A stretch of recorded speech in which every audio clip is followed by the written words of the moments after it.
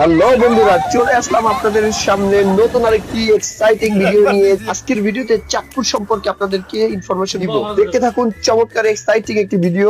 সদরঘাট চলে আসলাম। ভাই রে ভাই, প্রথমবার চাঁদপুর যাব লঞ্চ দিয়ে। লঞ্চ দেখে তো আমার মাথা নষ্ট হয়ে গেল। লঞ্চে উঠলাম, ওঠার পরবর্তীতে দেখি এটা লঞ্চ না একটা প্রাসাদ। প্রাসাদের থেকেও কম না, মনে হচ্ছে একটা প্রাসাদের ভিতরে আছে। চাঁদপুর জেলা বাংলাদেশের দক্ষিণ পূর্বাঞ্চলে অবস্থিত। এই জেলা চট্টগ্রাম বিভাগের অন্তর্ভুক্ত। যারা অনেকে মনে করেন যে মানে লঞ্চে আসলে হয়তো বা ভয় পান, আসলে লঞ্চে আসলে বড় লঞ্চগুলোর মধ্যে আপনারা উঠলে মানে বুঝতে পারবেন না যে আপনি লঞ্চের মধ্যে আছেন না বাড়ির ভিতরে আছেন। চাঁদপুর জেলা প্রতিষ্ঠিত হয় 1984 সালে এবং এই জেলার কোড হচ্ছে 56। দেখতে দেখতে বাবুবাজার ব্রিজ চলে আসলাম। এই জেলার মোট আয়তন হচ্ছে 17,004.6 বর্গ কিলোমিটার। চাঁদপুর জেলার মোট জনসংখ্যা 24,16,000 প্রায়।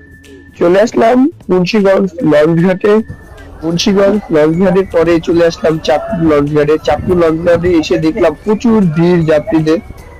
চাঁদপুরের পরে চলে আসলাম আমরা সেই ঈশানবালায়, যেখানে আসলে আসছি একটু ঘোরার জন্য, পরিবেশটা দেখার জন্য।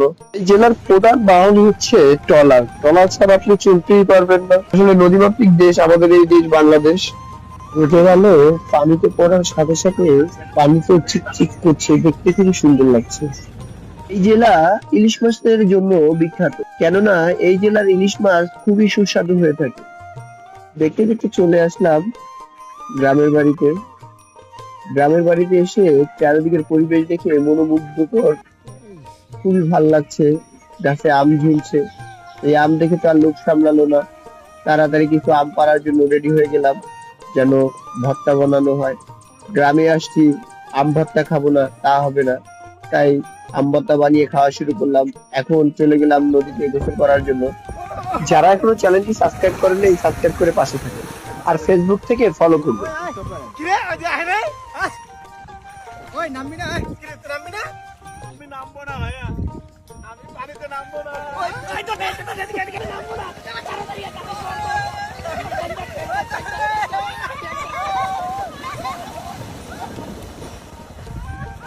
চাঁদপুর জেলার মোট উপজেলা 8টি। চাঁদপুর সদর, মতলব উত্তর, মতলব দক্ষিণ, তার পাশাপাশি হাইনচর, হাজিরগঞ্জ, কচুয়া, শাহরাস্তি ও ফরিদগঞ্জ।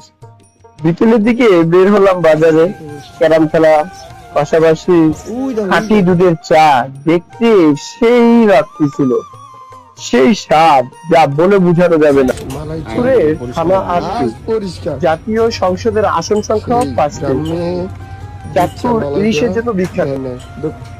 যারা আসলে খাঁটি দুধের চা খেয়েছেন তারাই বলতে পারবেন যে এই চার স্বাদটা কেমন।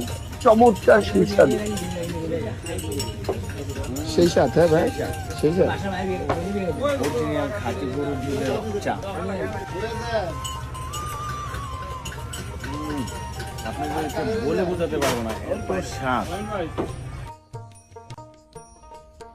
গ্রামের বাড়িতে গেলে কিছু ভাই বোনেরা থাকে যারা আগে থেকেই রেডি থাকে, তাই বারবিকিউ করার জন্য রেডি হয়ে গেলাম। দেখতে থাকুন চমৎকার।